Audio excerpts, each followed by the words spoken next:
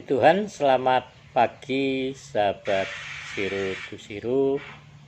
Pagi ini kita bertemu lagi, tentang habis hujan dari malam sampai pagi.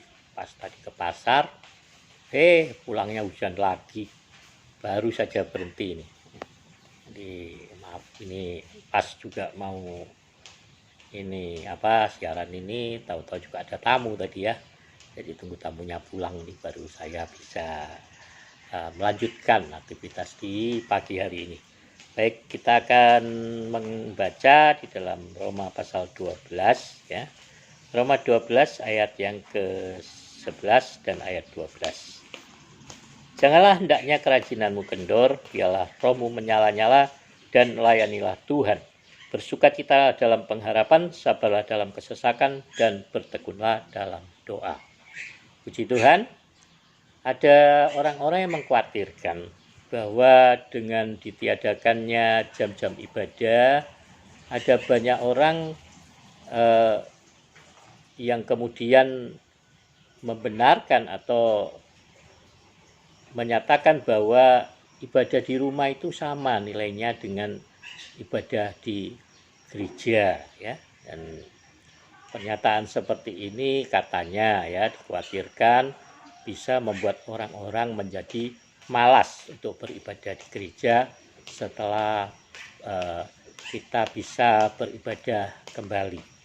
Tapi menurut saya pernyataan seperti ini tidak benar ya. Kenapa? Karena orang-orang yang malas itu ke gereja ya, malas beribadah baik di gereja, pasti juga malas ibadah di rumahnya ya. Jadi bukan kemudian adanya pandemi corona yang mengharuskan kita beribadah di rumah, orang-orang seperti itu akan beribadah di rumah. Tidak ya. Saya percaya mereka juga tidak akan beribadah, karena di gereja aja tidak ibadah, apalagi di rumah begitu ya. Dan yang kedua adalah orang-orang seperti ini adalah sebenarnya orang-orang yang tidak mengerti tujuan dirinya di dalam Tuhan. Siapa dirinya di dalam Tuhan. Saya katakan orang-orang seperti ini belum percaya bahwa dia sudah diselamatkan. Seperti saya katakan kemarin, orang bisa saja menjadi Kristen dan tetap melakukan kefasikan. Orang bisa saja bahkan menjadi seorang pendeta, tapi juga tetap hidup dalam kefasikan. Artinya dengan kata lain, ada juga orang-orang Kristen meskipun sudah rajin ke gereja, ber-KTP Kristen, bahkan juga mungkin seorang pendeta ya, yang belum pernah merasa menerima keselamatan di dalam hidupnya. Nah, orang yang belum merasa menerima keselamatan di dalam hidupnya pasti tidak akan tahu tujuan kehidupannya di dalam Yesus. Sebab orang-orang yang tahu tujuannya di dalam Yesus, mereka pasti tidak usah disuruh-suruh ya, akan rajin untuk beribadah. Tidak usah disuruh-suruh, akan rajin untuk mencari Tuhan. Tidak usah disuruh-suruh, akan rajin untuk membaca Alkitab ya, karena dia tahu, dia mengerti tujuannya hidup di dalam Tuhan.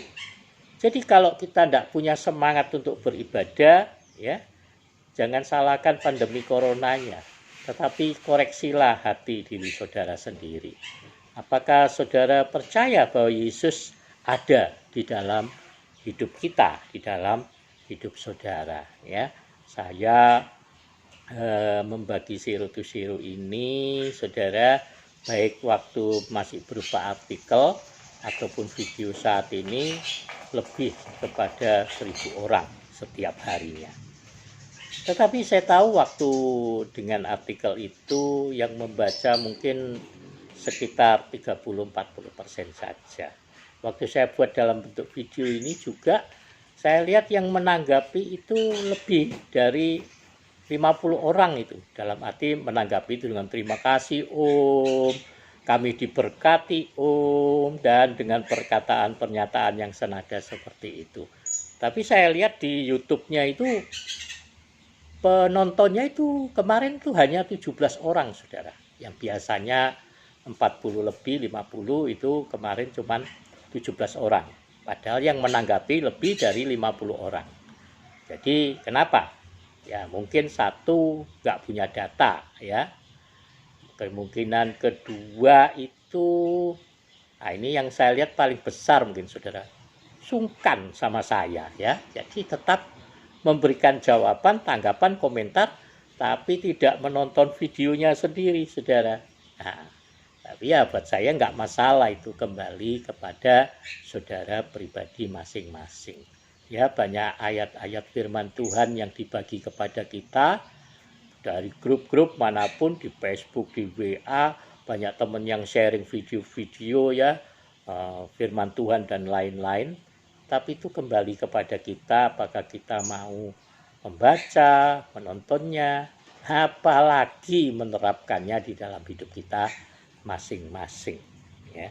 Jadi firman Tuhan pagi ini mengingatkan kita, janganlah hendaknya kerajinanmu kendor, biarlah rohmu menyala-nyala dan layanilah Tuhan ya. Jadi Bapak Ibu Saudara, ayat selanjutnya, bersukacitalah dalam pengharapan, sabarlah dalam kesesakan, dan bertekunlah dalam doa. Kita tidak mungkin dapat melakukannya tanpa pertolongan dan pimpinan dari Roh Kudus, saudara. Perkataan janganlah hendaknya kerajaan kendor itu berarti kita memerlukan upaya, usaha untuk tetap semangat, tetap rajin, saudara. Kadang-kadang harus dipaksa ya. Firman Tuhan katakan usahakanlah. Kata usahakan itu artinya ada upaya yang dikerjakan meskipun dengan terpaksa. Jadi saya ingin saudara, mari paksakan diri untuk terus mencari wajah Tuhan. Paksakan diri untuk berdoa. Paksakan diri untuk mengambil waktu untuk membaca firman Tuhan. Dan paksakan diri untuk melihat saya di dalam video Zero to Zero ini. Puji Tuhan, biarlah kiranya Tuhan memberkati kita semuanya.